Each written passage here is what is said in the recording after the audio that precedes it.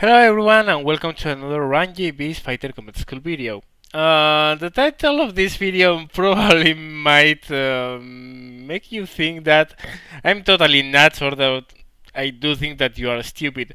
Because how to take off? Come on, everyone knows how to. Well, actually no. In historical battles at least there's always, and even more so in medium and low tiers, always someone that crashes on takeoff. So I'm going to do a very shallow. I mean, it's not going to be in depth. It's going to be very simple because taking off is very simple. Tutorial on how to take off, and especially how to take off in some special maps, because one of the maps on historical battles, which is Korea, always give people some trouble. So let's get started. So here we are aboard an aircraft carrier. We are about to take off. The first thing you want to make sure, I mean, taking off from a carrier is not different from taking off from a land base, mostly because right now carriers, as you can see, are immobile. They don't move. In real life, they actually moved, and that actually helped planes taking off, because the wind across the deck would help the speed of the plane. But anyway, the first thing you want to be sure of is that, as you can see, you have takeoff flaps, which are on by default. This is the thing, that's how you spawn, with takeoff flaps down and everything set up. And it's as easy as just pushing the plane to the top, asking for water emergency power, dropping a little bit the nose, and then let it go. Then you retract the gear, which also retracts the takeoff flaps automatically, and that's it. Nothing special, nothing fancy, nothing really worrisome, isn't it? Okay, now how to do it in a more problematic situation, because you can know that Korea actually isn't as easy. So let's see that in a second. So here is the problem with Korea. Korea, in many cases, some planes start in the strip, line it up to take off, and the problem is that many others don't. You can see some of them are to the sides and pointed with an angle. And this is a serious trouble. Why? Because most of people, what they do is to go 100% from the beginning, and then they try to compensate a little bit, and you can see the plane is slipping badly and it's dropping, and yeah, well, we almost crashed it there. And believe it or not, this is the reason why 90% of the people crash at Korea in takeoff, because they start with an angle towards the strip and they don't properly line up with the strip, and they try to take off by doing things by just raw strength, going over the top and trying to line up when they are at full speed and in the full takeoff run. And that's not how things happen. That's not how things work. Now let's take a look at how to actually take off here. So to do that, we are going to jump off this plane, perfectly working plane, which is going down, and select General P51, the D30, and now you'll see what to do in that situation. Okay, we are in exactly the same position, we are with an angle. Well, instead of going full throttle, what you do here is to go maybe 50%. When the plane starts moving, drop your power to 6%, gently line up,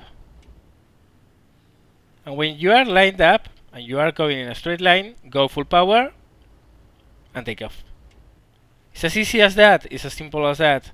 Just don't rush things, because otherwise you are going to end up taking off like that AI through the field, and you can crash versus those trees, or you will end up almost crashing on takeoff, as I just did 1 second before. So yeah, that's how you take off in Korea and in some other maps, because in other maps there's also this problem.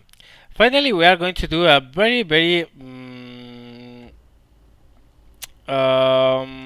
let's say it fast, how to land, because I see a lot of people doing it wrong, and it's not that big issue in arcade. For instance, in historical battles might be now and then. I see a lot of people crashing when they shouldn't.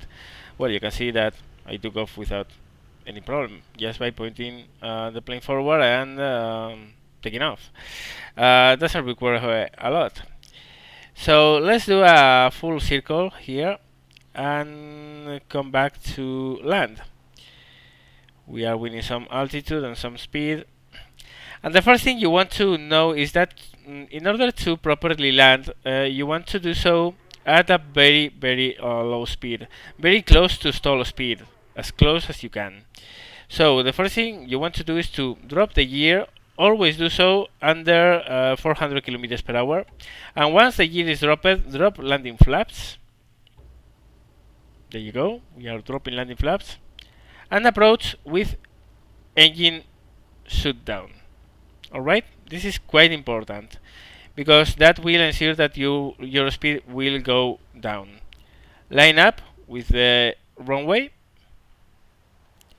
And you can see we are at 190 kilometers per hour. This is so close to the stall speed that we can go down. So we throttle up a little bit, and throttle back again. We aim for the closer piece of the strip. We nose up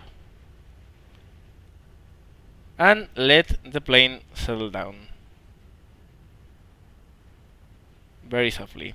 Retract flaps as soon as you are on the ground. Push your nose up with keyboard and brake.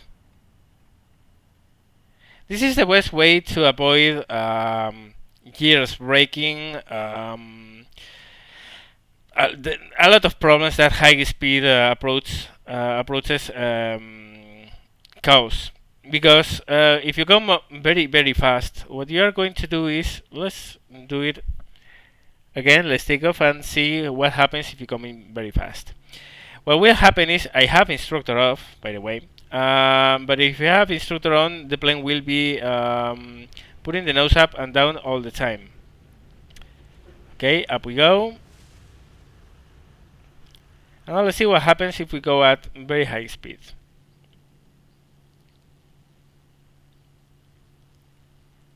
It's going to take a lot more to brake. It's going to take much more space in order for us to stop, and it's going to produce problems in the landing.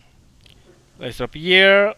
Look at that. We are at 100 kilometers per 100% and 300 kilometers per hour. Now let's cool engine a little bit, not to overspeed, but we are coming at 300 kilometers per hour. This is very fast. So we come in, we land, and it's going to take forever. And we can't put our nose up until the speed is much lower than our stall speed, because otherwise we would go airborne. See, that took the whole airstrip instead of a very small part of it. Also, there's another thing to consider. The Mustang is a very easy plane to land. It doesn't have a lot of problems braking, but there are planes that tend to drop the nose while you are braking, and you really need all the space you can to land. For instance, the BF-109 is a very tricky plane to land because it tends to drop the nose